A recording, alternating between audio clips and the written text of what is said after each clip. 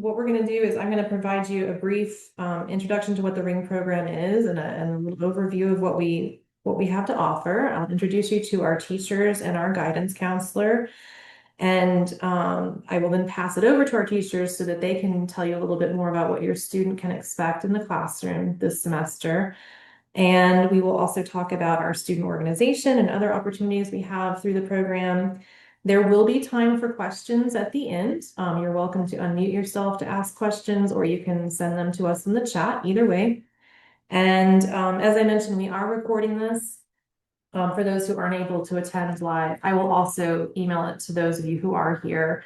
And that email will also include all of the links that are mentioned throughout the presentation. So you don't have to worry about like hurrying to scan those QR codes or write down those email addresses. I will provide all that information for you at the end, or rather tomorrow when I send you the recording. So Jessica, if you can go to the next slide, please. As I mentioned, I am Catherine. I'm the program coordinator. And joining me today are Amelia Adkins and James Jones. They are two of our Ring instructors. Deb Gray is not with us today.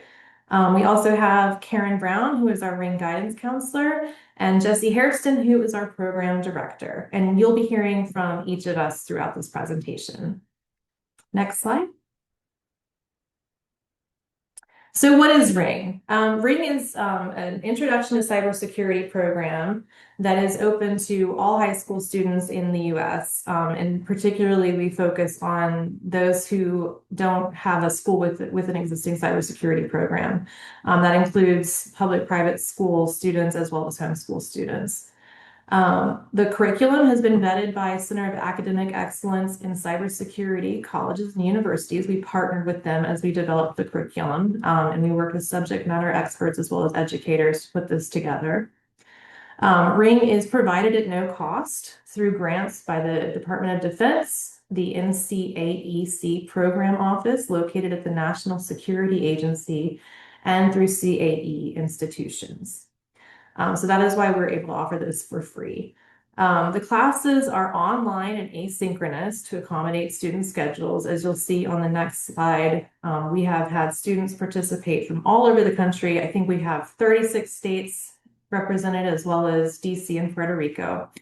And we'll get into a little bit more of what online and asynchronous means when you hear from our educators. Next slide, please. So yeah, this gives you an idea of the students that we've had participate and complete the program in the last 3-4 years. We started with a pilot program in 2021, and we've offered courses every year since then.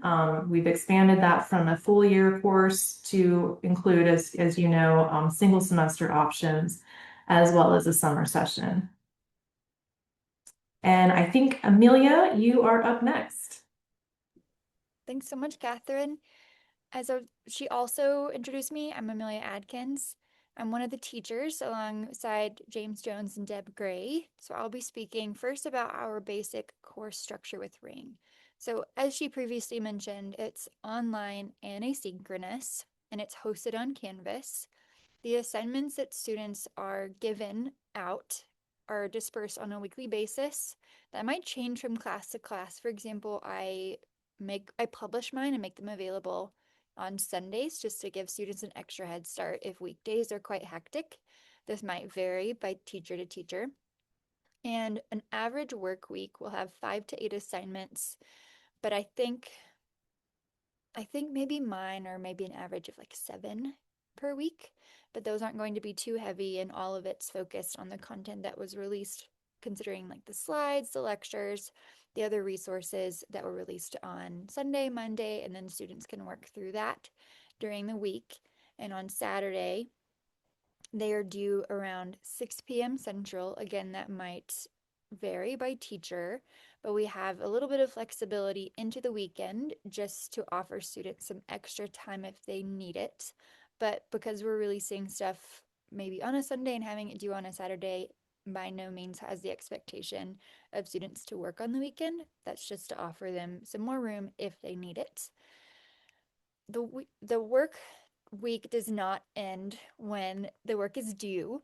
For example, in my classroom, I make the work available for around a month, after it's first published so that students can still have access to it if they get a little bit behind, but they're still encouraged to stay on task and not just keep kicking it down the road. So it's not gone as soon as 6 p.m. Saturday rolls around. And then what it looks like on a regular day-to-day, week-to-week basis.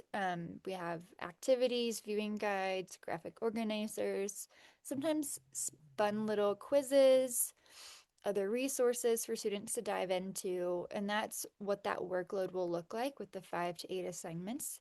But approximately every 2 weeks or 10 instructional days, we have a summative assessment, which could be a project, a lab, a midterm, a test, or any combination of those. Could I get the next slide, please? Thank you. And so the content that we're speaking about and that we give to our students comes in the form of 10 units, sometimes called modules as well. 8 of these are based on the cybersecurity curriculum guidelines, and then 2 of these are supplemental. But this is the flow that we work through them. We start with an introduction. This is one of our supplemental units, just to say this is what cybersecurity is, how it's relevant to you, whether you realize it or not, and the career options that are available. We go through ethics of how to be a good steward of the internet, how to treat people well while you're on it, be a good user. And then we kind of prime students with the expectation of like code of ethics as we go through it, because we're teaching students throughout the entirety of Ring a lot of different aspects of cyber. We want to make sure that we're teaching it to them safely as well. Establishing trust. You can see the CIA triad, that's the icon there. It talks about making sure that connections and conversations are as safe as possible, and we include cryptography and safe design within Unit 2 as well. Unit 3 is networking, so we talk about TCP, IP, the different layers, hubs, switches, routers, etc. Unit 4, data security, kind of builds on Unit 2. We talk a bit more about cryptography, but in a more advanced way. And then Unit 5 is our other supplemental unit, and we go through Python programming, and it's quite low level. It's maybe challenging if a student hasn't programmed at all, but it's really accessible, and we make our assignments fun. We're working on that now in our full year course, and I think it's quite fun. We have system security. Students go over kind of the physical aspects of a computer and design, and then technical and physical controls as well. Unit 7, we have students get in the mindset of an adversary and do some project-based learning about what the biggest goals are for an adversary, what they most want to take advantage of. Unit 8 is pretty self-explanatory, risk. And then Unit 9 kind of ties all of it up. We put it into a worldly perspective and an international perspective and just end on that note. And we also have some other units in the works, but I don't think that they're official for our big picture just yet. But we have ICS and AI on the way. That's all I have to share. So I'm going to hand it over, I believe, to Mr. Jones. Yes, thank you, Amelia. Um, my name is James Jones. I'm one of the ring instructors here. And, we do teach in a virtual environment, and with that comes its own set of unique challenges, I guess you would say. Our students are literally from all over the country, so they have varying schedules. I mean, different time zones most of the time, different extracurricular activities, different needs, different learning styles. And, for them to be successful, we find that frequent, student input and feedback is essential. And on our end, being adaptable to the needs of our students is also critical. And some of the adaptations we've incorporated in the past and will continue to do in the future are things like a lightened workload, catch-up opportunities beyond the course, and flexible due dates, if we need those. Next slide, please.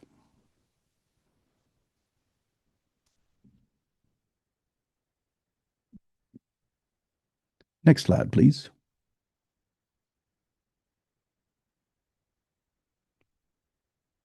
Pretty please. I'll go ahead and talk about it a little bit anyway. There's how they're going to be assessed, really, just like a normal classroom. There'll be formative assessments and there'll be summative assessments. And really, the formative assessments, those are things like your daily work, graphic organizers, other little activities. Our summative assessments are things like our tests, exams, labs, and projects. And these go on throughout the course. When we have missing assignments, they're graded as a 40%. We don't put a zero in there just because, again, trying to be adaptable and knowing our students have so many different schedules and so many different lives going on. We don't want to wreck them with one missing assignment. So 40%, and that's until they get it turned in. And when they get it turned in, we can grade it just like normal. Uh, Formative assessments, if they do one of those and submit it, and let's say they were a little unclear on some topics, they can always, after we've graded it and given them feedback, they can always resubmit it one more time. And we'll regrade it, as long as the correction that they do shows that they took our feedback and put it into work. Um, for our summative assessments, we allow them one retake in case they make something that's a little less than what they wanted. Of course, the retake is going to be different than the initial assessment was, but they are given that opportunity. Okay, next slide, please. The big one, communication. Here's how we're going to communicate, and we'll communicate with students and you. And I really can't push this enough as far as the communication goes. Students can reach out to us. They can reach out to us through Canvas at any time for help or questions or just general support. If they're seeing something that they're not sure about what they're seeing, they can always reach out to us, and we really encourage them to do that. I know they can get lost sometimes if they're not in a physical classroom and they just think they can't reach out, but they can. And we encourage them to, and we also have virtual office hours for them to do that very thing where they can get more immediate feedback. But anytime they're having issues, we really encourage them to reach out to us, to communicate with us. Now, how we'll contact you will be through email if we need to. We're here to support your student, and we really want them to be successful. So you might hear from us about announcements, maybe notes about your student, or any concerns or problems that might come up. If you haven't heard from us, that's probably a good thing. Not that we just reach out when bad things happen, but I'm just saying if you've gone midway through the semester and you haven't heard from us, it probably means they're taking care of business and they're doing very well. But we really encourage this communication aspect and think it's a very important part of our students being successful in this course. I think that's it for me, so I'll leave that to our counselor, Karen Brown, to get you through the rest of it. Good evening, everyone. I am Karen Brown, and I am the Ring Guidance Counselor. And so I will go over a few of my duties and let you know what my job consists of. I am part-time. I do hold another full-time job, so the best way to contact me is through email, which is listed on the screen. Also, I am open to Google Meets. I also have a link there on the screen.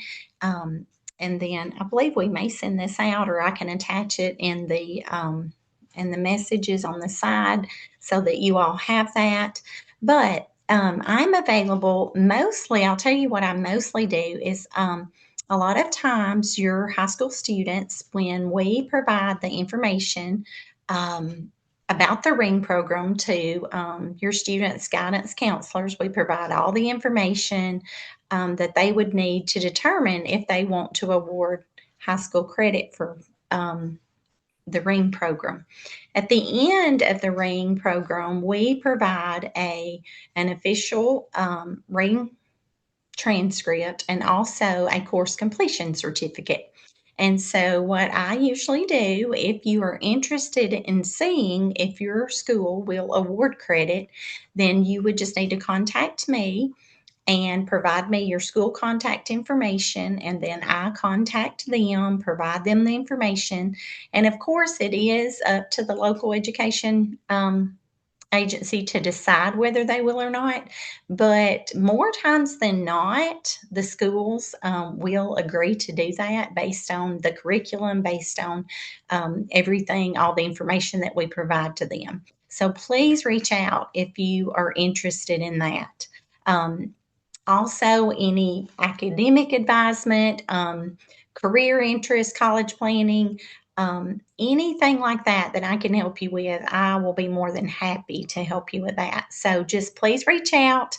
Again, my contact information is on the screen, my email, Google Meet link. And if you need anything, just reach out.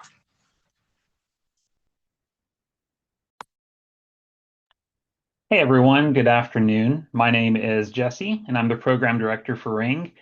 And I want to talk about some of our extracurricular options that we offer Ring students, as well as tell you about what's happening next for the Ring program. So first of all, we offer a student organization for Ring. So around the time that your student is starting their new class, they're going to get contacted to join our student organization. That's a great thing that can go on their resume. And really, it's a great way for them to get involved a little bit more and learn about different types of cybersecurity careers and engage in some competitions and activities that we have. This is also a wonderful avenue to learn about different types of internships. We highlight scholarships. We have a newsletter for the student org that we send out to students. And we also have a new student honor society where students can do an additional project and be elevated up to that honor society status. Now, inside of the Ring Student Organization, we have a monthly guest speaker. We find someone from industry or someone from government who has a specialization and ask them to come in and talk about their career or talk about the kind of work that they do, and really just give students a little bit more insight on, hey, what can I do to get to that level? What do I need to learn if I'm interested in that kind of career? So we're really trying to make the connection from classroom to career there. And then, of course, with mentioning the scholarships and everything, we're also trying to get students started on that pathway to college. So if they're interested in studying cybersecurity or engineering or computer science, anything like that, we can certainly help support them through the student organization that we have.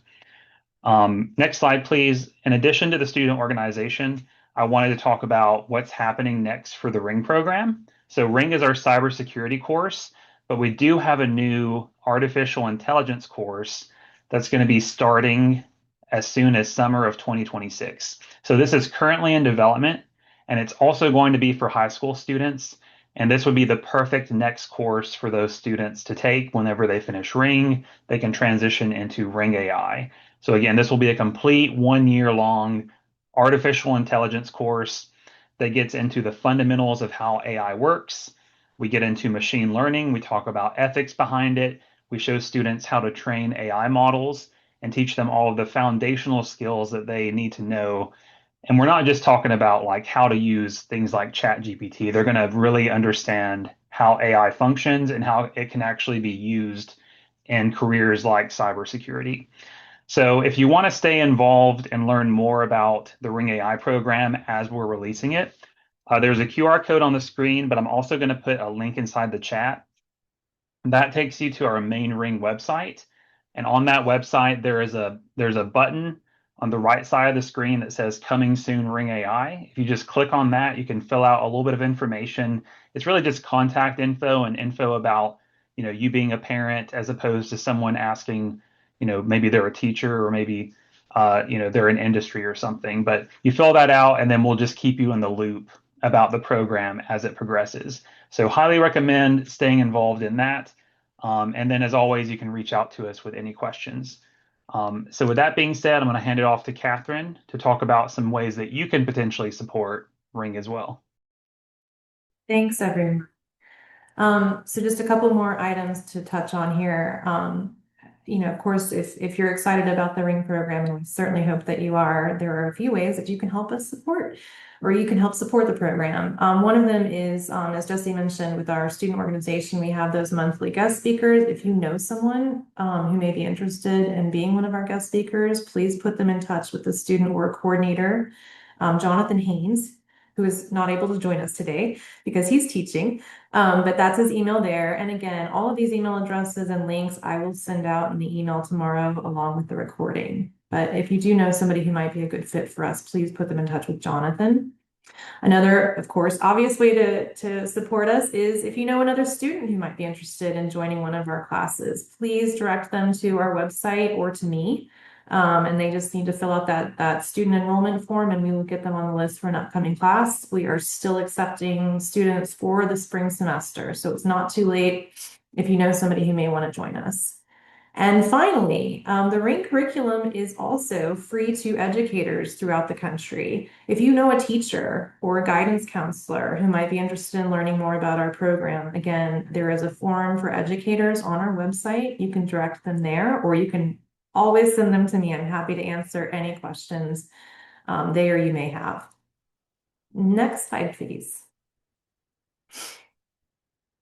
And again, these are the QR codes for our student enrollment form and that educator curriculum request form. And I don't have the AI one on here, but like I said, I'll send you links to all of those. If you want to scan them now, you certainly can, but I'll send them to you as well. And I think that is, contact information. Also, I will send that to you, but just so you see it there. And then now it is your turn. If you have any questions, please, you can either unmute yourself or you can ask in the chat. We're happy to answer any questions you may have.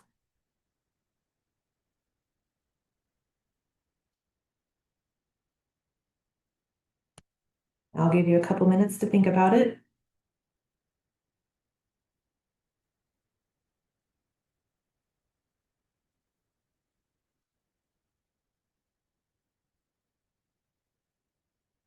Well, I guess we just did a really great job of explaining everything. Of course, if you think of something after the meeting, please don't hesitate to reach out to me. You should have my email address. And of course, I will be in touch soon with this recording. But I really appreciate you joining us this afternoon. We love to talk to people about what we have to offer students, and we're really looking forward to welcoming yours to our spring semester class. I hope you have a wonderful rest of your evening. Thank you. Thanks, everyone.